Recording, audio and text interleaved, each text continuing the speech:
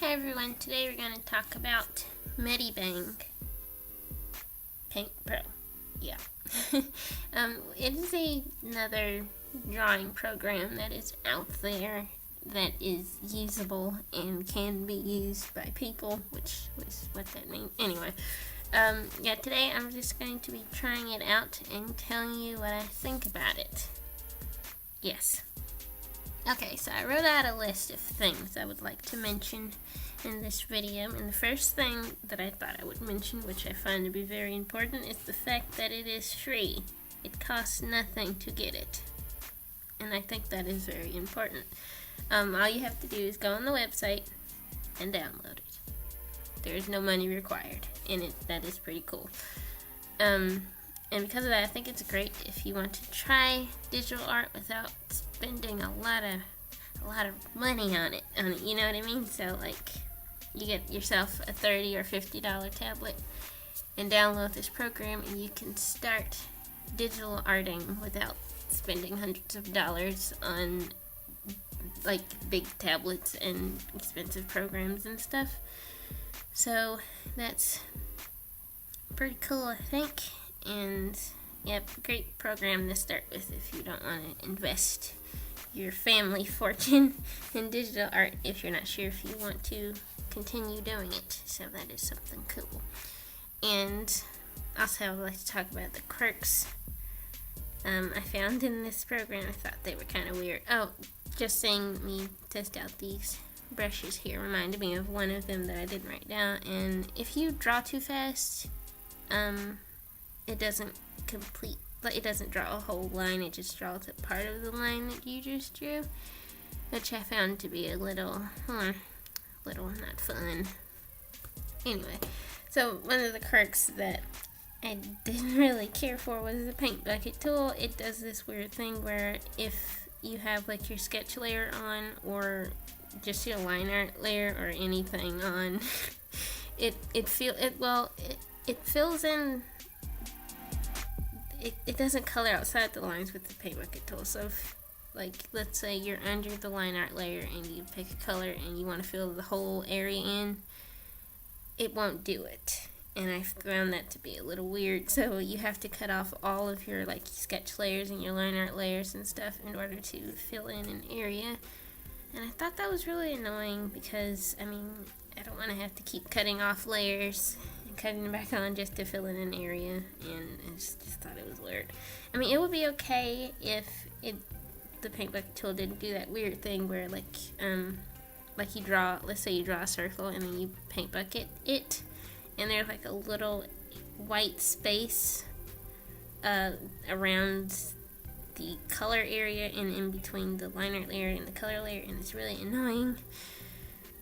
If it didn't have that, it would be fine, but it does. So, but I mean, as far as that is concerned, I mean, the version of Photoshop that I have does the same thing, except it does color outside the lines if you want it to. But I don't know, I found it to be a little weird, and I'd never had a program that does that, so I didn't know what to do with that.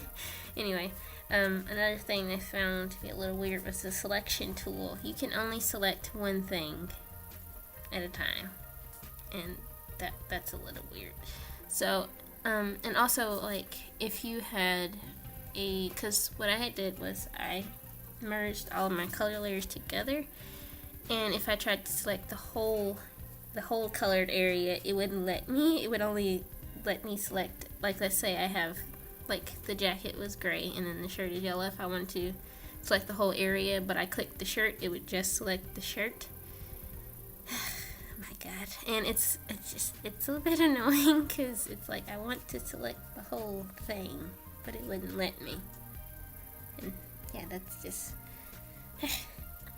anyway, also, if you're used to SAI Paint Tool and then you use this program, you'll notice that the blue area, when you select something, the blue area is what you didn't select, whereas on SAI, the blue area is what you did select. So that's something to get used to as well.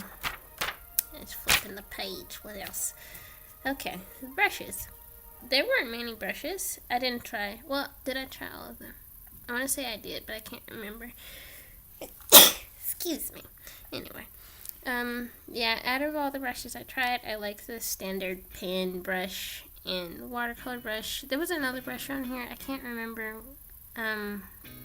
what it was called. I should probably have looked at this before I started talking, because now I gotta cut on my computer and see, because I forgot.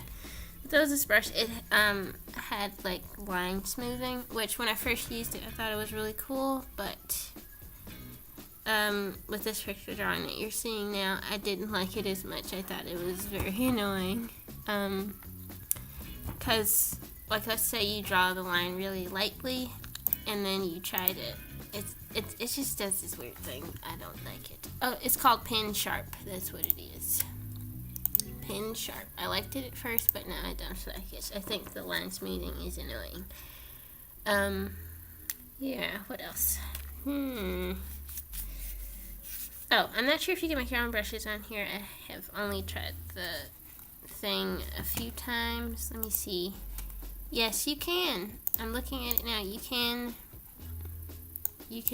make your own brushes on here. So, like for example, with the watercolor brush, I found it to be too soft and, well, too blendy. It was too blendy. But you can edit and make your own brushes in here, so that's not too big of a deal. You would just have to take the time to do that. Yeah. Okay. In conclusion, I think it's a great program to start with. Like I said, if you don't want to invest all of your resources into digital art, just get yourself like a $50 tablet and download this program and just start trying things out before you get yourself like a Wacom tablet in Photoshop or something. Which I think I should say, if this is your first time on this channel, I normally use SAI. The first program I ever used was Photoshop. I have an older version of Photoshop, and yeah, so I don't know about the new ones. I hear that the brushes on the new Photoshop is better than the version that I have, but I can't say because I haven't tried it. But now I use SAI, and I like it a lot better. SAI, unlike the current version of Photoshop that I use, SAI is made for drawing, so there are just some things about that are just better than the version of Photoshop that I have. Which I guess MediBang is also made for drawing, but it's a free program, so I'm not saying that just because it's a free program doesn't mean it's bad or anything. I'm just saying that, you know, it's like a, how do you say this?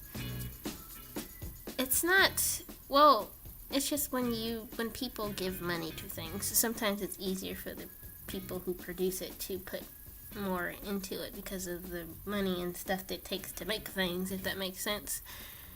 So I'm not mad at this program. I don't hate it. It's not going to be my main program or anything, but I'm not saying it's bad or anything. It's a pretty good program, and yes, those are my opinions on MediBang. And yeah, if you're looking to get into digital art, but like I said, you don't want to spend all of your money, this is perfect.